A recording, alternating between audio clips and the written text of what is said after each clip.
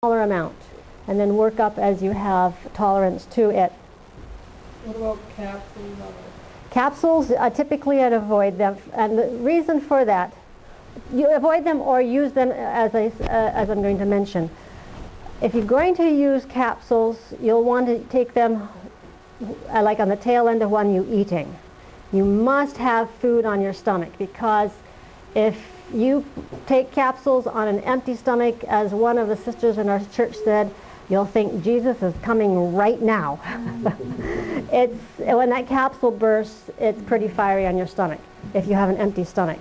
If you're going to take capsules, make sure it's with a meal or toward the end of a meal when you have a fair amount of food on your stomach. Otherwise, it's good to take it in the juice or in the water. The reason being is that the effect starts from your mouth. And especially, as here we said, as they take at first feeling of cold, it may prevent you from getting sick. When you take it in the juice or the water, and it's hot from your mouth, you can feel it going all up in your ears and in your eustachian tube and down your throat and your lymph glands and so forth. So the effect comes from all the way here and not just your stomach.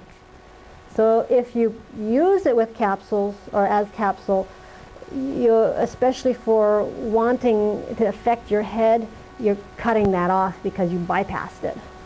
So similar with the bitter herbs, it's better to take bitter herbs as possible as a tea, because part of that effect comes from the bitter sensation in your mouth. So that's just a better way to do. And we have done this with, as far as colds are concerned. You get like a quarter of a cup of water or juice, not very much, and put a little cayenne in it, and have a second cup of water or something to drink on top of it. You quickly drink that one down, followed by some more water. And by doing that many times, it is sufficient that, especially if you get it do this when you're starting to feel sick, it will prevent the cold from coming on. And we have seen this several times. And you might need to do it more than once, depending upon how energetic that virus or bacteria is that's causing the flu or the cold. You might have to do it more than once, but then you may not have to. Cayenne's good as a blood builder for anemia. A great combination for this is cayenne in grape juice. It actually tastes pretty good. And the coolness of the grape juice helps to offset the heat of the cayenne, and it really doesn't taste bad. And the vitamin C and the iron that you find in that mixture also help to contribute to resolving the anemia. So a little bit of cayenne and some grape juice, that's great for anemia. For a heart tonic, it'll also do very good. You can try also tomato juice. Some people like a tomato juice. A little bit of cayenne and tomato juice. Do that 2 to 4 times a day, and that can be helpful as a heart tonic. And as far as, again, the grape juice, quarter cup to half a cup, whichever, and you can actually work up from that. When people get used to the cayenne a little bit more, then some of them will take maybe even as much as a quarter of a teaspoon of cayenne at a time, depending on how hot it is and what the tolerance level is. Again, you'll hear it's whatever you're tolerant to. It's not like we're trying at this point to inundate the stomach when you're not in an emergency situation. You go with what your stomach can tolerate. When you're in an emergency situation, we're not worried so much about how much your stomach can tolerate. We're just trying to get this into you, and we'll worry about your stomach later. Cayenne is good for all circulatory problems, poor circulation, varicose veins, cold extremities. And this again is because cayenne does so good at dealing with circulatory problems. It's something you would want to consider if you have these problems. As far as cold extremities, people have sometimes even put cayenne in their shoes and in their socks to help to keep their feet warm. Now, one thing I've noticed, though, you can't put the cayenne in your socks and then sit in a cold draft and just sit there.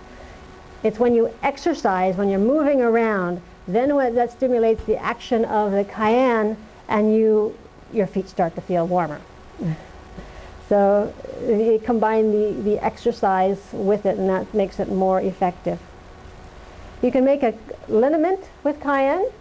Mix 1 tablespoon of cayenne with a half a cup of apple cider vinegar for 1 week, and then strain it and add 50 to 100% olive oil, which would be either a 1/4 cup or a half a cup of olive oil. And you can also add eucalyptus oil. And this application would be for pains, aching joints, bone injuries, varicose veins, frostbite. Again, helping to stimulate the circulation and deal with pain. Now, one thing about cayenne is it's cumulative in its effect. Say like you are wanting it to deal with pain. You don't just put it on once and expect it to take care of everything. As you put it on several times for the day, cayenne's pain relieving capabilities become compounded. They work with each other, so you do have to take it more than once, and you'll have more effect that way. So it needs to be used over a period of time. If you can put it on as much as 4 times a day, that would be great. Cayenne also makes other herbs more effective. Cayenne is what we call a carrier herb. And a carrier herb helps to potentate other herbs. In fact, there is one formula I have that is basically ineffective without the cayenne in it. The cayenne, I mean, the herbs are good otherwise, but the cayenne just, it's interesting. Without it, it just doesn't seem to work. But it's an example of a carrier herb. And a carrier herb is something that helps to carry the other herbs to their target spot, or their target effect, and make those herbs more effective. You might use anywhere from 1/8 to 1/4 of the formula for the carrier, depending upon how hot you want it to be, etc., etc. It's useful for pets, also for bleeding, accidents, shock, and liniment. So just as it is good for humans, it's good for the animals as well. In fact, one story I like to tell is about a puppy who was hit by a car. And this herb lady came across the scene driving shortly thereafter, and the puppy was in the road bleeding from his nose and his mouth, and so he was obviously having internal bleeding. She had her little pack of cayenne, and she put a little pinch in the puppy's lip, and in a few minutes put another pinch of cayenne pepper in the puppy's lip, and in about the 3rd one the puppy started to try get up, and then after another one he shook his head and realized that this is getting kind of warm here. And interestingly, there were some other young people in the standing along the side of the road. And of course, they were amazed to see this puppy coming back to life, and one of them wanted to take the puppy home. So this lady gave this young person her little bag of cayenne and told him to give the puppy another dose or 2 over the next hour. And so they took the puppy home. Well, apparently next day at school there was this big story going around school about this miraculous red powder that saved this puppy. And one of the students' brother was a policeman, and he wanted to take the powder and get it analyzed because they couldn't believe that it was just cayenne. But that just shows the power of cayenne in an emergency situation, not just for humans, but for animals as well. So if they get into an accident or bleeding or whatnot, that's something you can really consider and have another use for your little cayenne package. Mm-hmm. Is it only something you would use topically on animals? No, like the puppy story, she put it in the puppy's mouth. So she was trying to get him to ingest it as well.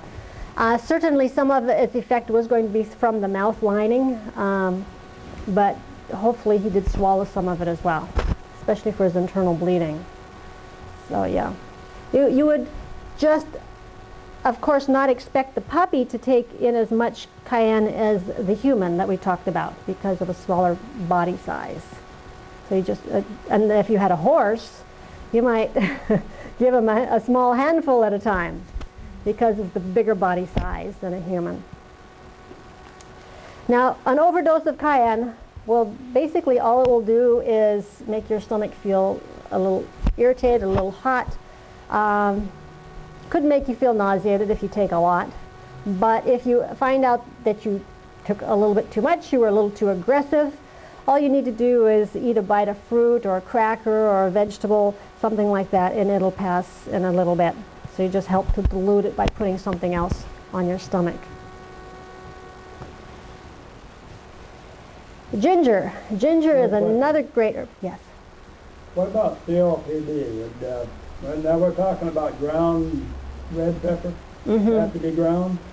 That is the most common use that we use. I've got some that look like flakes. I don't know what they do with them. That's a culinary. We just Put it in a coffee grinder. Yeah, you could probably put it in a coffee grinder. That's a good idea. And grind it. Yeah, it makes it a little easier to stir with your. Would that be any good for COPD? Coronary, pulmonary, heart disease. Yeah, Chronic lung disease. obstructive pulmonary disease. Right. Because it stimulates circulation, I would try it. Because that's the one of the big things. A couple main things that cayenne's doing is, for one, it's stimulating circulation. Once you stimulate circulation, that's always a positive. Because in most disease situation, there is some kind of insufficient circulation, or if there was better circulation, the body part would improve because of bringing in increased nutrients, bringing in increased oxygen, taking out toxins and accumulations of waste. Well, I've been told that about a year ago they told me I had COPD, and I don't know that's chronic bronchitis or the other both, but I know sometimes my lungs irritated and I feel like I'm a little bit short of breath for no reason Were you a whatsoever. smoker, brother? I smoked until I was about 30 years old, 31. How long have you stopped smoking? Well, I'm 73 now, so So it's about 40 years? yeah. Okay, so it's Better. COPD is a lack of elasticity in the bronchioles, so that Yeah. you retain carbon dioxide, and you can't get rid of that. It's hard for the lungs to get rid of the carbon dioxide. The hot and cold, the chest, the heat passing, the cayenne is really. And I can talk to you about something else we have later that has been helpful for chronic coughs and emphysema and stuff. Ginger. Ginger is kind of cayenne's sidekick a little bit. It's also rejuvenating, lymph cleansing, and it's also circulation stimulating. It's anti-inflammatory and it's warming. So it has some really good properties. It's interesting that it helps to cleanse the lymph. That's the part of, shall we say, the blood's sidekick for circulation in the body. It's the mechanism where different bigger particles get circulated that can't go in and out of the bloodstream very well. And keeping that clean is very important also for your immune system. So ginger is great. It has that aspect. It's also circulation stimulating. So if you find that cayenne is too hot for you, ginger can be a great alternative. It's warming, so it's great for wintertime. As we're coming into winter, it'll help to keep you warm. The application is either the fresh root or dried powder. You can either just plain get the root from the grocery store and make your tea out of that, or have the powder, and you can either mix it in water or juice or put it in capsules or anything along that line. Ginger is great as an antispasmodic, which means that it helps to relax or quiet muscle spasms. Sometimes pain is a result as muscle spasms, say like maybe even in the back, etc. So that can be helpful. It increases circulation and quiets the nerves. As I said, it's a great alternative to cayenne. And for flus and colds, it'll help to lessen the aches and pains and congestion of colds. So that's one of the great applications of ginger, is helping to get the mucus and the congestion broken up when you have a cold.